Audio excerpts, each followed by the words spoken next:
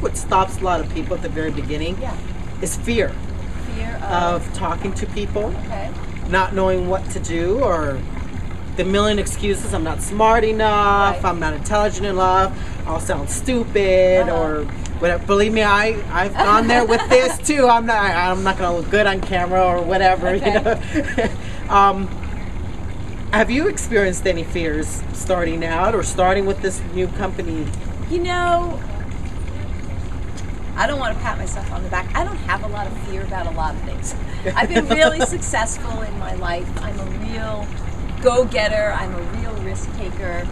What's the worst that can happen? So I'll look stupid, you know, so what? Or someone won't like me, like, so what? I won't succeed, you know, all right, so I'll succeed in something else. So I personally do not have a lot of fear. But everyone I coach does. Most of the people I talk to do. And I think the way around fear is practice, and the way around fear is education. And if you're learning that, you know, if you're learning a script, you know, this is what you say to people, then practice it. Practice it on your friends, your family, your daughter, your dog, your cat, the mirror. But practice it just like an actor practices their lines. Oh, yes. Right? You are not going on stage reciting Shakespeare without practicing your lines. And on a lot of practice, hours of practice. So if your upline says to you, can I use a little speech? Sure. Okay, so let's say you're prospecting, right? Let's say, you know, you're trying to talk to somebody and they're maybe somewhat of a little warm market, or you've just met them or whatever, and you want to be able to easily say to them, you know, my name is Deborah Tutnauer, I am involved in home business, I'm into something really exciting right now. Are you someone who keeps your options open when it comes to making money in a different way in addition to your real estate job? If you want to let that flow out of your mouth, you better practice that a lot of times. So you're not reading the little piece of paper going, what should I say? You know? And you also have to be prepared for someone to say no. Or for someone to go, which they normally do, well, what is it? And at that point, you better have a really good answer. What is it? And the answer should not be, well, it's this really great juice and it has 79 vitamins and it makes you do X, Y, Z, and, you know. Right. You better not say that, because their eyes will glaze over and off they'll go. It's what's going to benefit them, right? It's not even. I mean, No? at that point in the conversation, when someone says, what is it? You better be a really good salesperson. And you better be able to say to them, it is a home business, it is some incredible products. If you're interested, let's find a time to get together. Can you meet tomorrow or morning or afternoon? And when would you have time to look at this DP? Okay. So there's steps. There is actual steps. You can read books on the steps. You can buy scripts on the steps. You could watch videos on the steps. You can learn from your upline if they're good at what they do on the steps.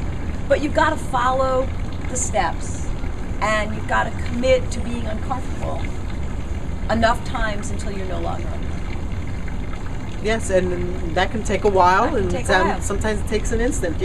I am an actor. I perform on stage, and there are times I can rehearse, and I get up on stage, and sometimes that fear pops in. Yeah. And you know, you just go through it.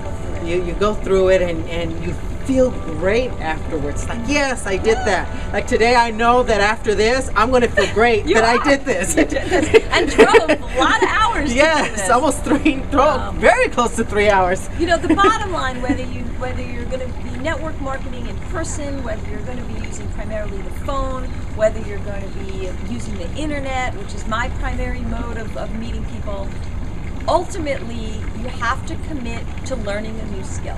And you have to learn a new skill. You need education, you need information, and you need practice. And you need tools. But speak to your upline first for those I say tools. Speak to your upline first. Every company has a little different thing. On the other hand, a lot of uplines are, for me, very old-fashioned. Mm-hmm. And there's a lot of new ways of doing network marketing that your upline may not know or may not like or may not think work. And so you, remember, it's your business, okay? You're not an employee of your upline. You have to commit to your own self-growth. You're going to make this business fly. And ultimately, you may not end up making it fly in the first company you start out with. You may not. And I don't believe in company jumping. in the sense of, oh, it's not working here, maybe I'll do better in another company. But at the same time, you can start with a company and partway through realize, you know, I didn't understand it before, but now that I do, I don't like this type of comp plan. This doesn't seem fair. Yes, right. Now that I know more about the industry, I'm going to research around and see if there's another type of comp plan that makes more sense with what I know. Or this company doesn't let me do X, Y, and Z, and this is how I feel is the best way for me to market. I need to find a company that will let me do this. Ultimately, you're a professional. You're an independent contractor. You're a professional. What are you going to do to create your own destiny?